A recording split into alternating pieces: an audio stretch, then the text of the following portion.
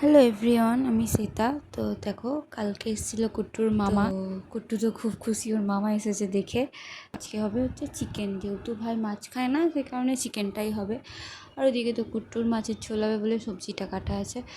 আর ভাই এনেছিল আমাদের গাছের আঁশফল, তো সেটাই বাবা ওইদিকে ছাড়িয়ে নিচ্ছিল ডাঁটার থেকে ফলগুলো আলাদা করে একটা টিপিতে রাখছিল। আর ভাই এই ঘরে কালকে শুয়েছিল, তাই এই ঘরের বিছানাটা একটু ঝেড়ে নিলাম।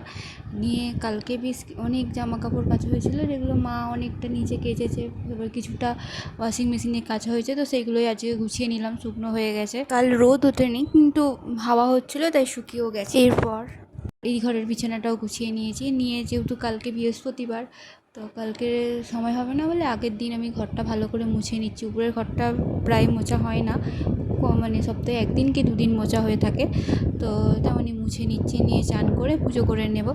নিয়ে এবার নিচে চলে গেছি। নিচে গিয়ে এদিকে মায়ের রান্না হয়ে গেছে, এদিকে চিকেন হয়েছে, এদিকে ঢেঁড়স দিয়ে ডাল, আর এদিকে কুট্টুর সবজি। আর মা যেহেতু চিকেন খায়, মায়ের জন্য করেছে ডিমের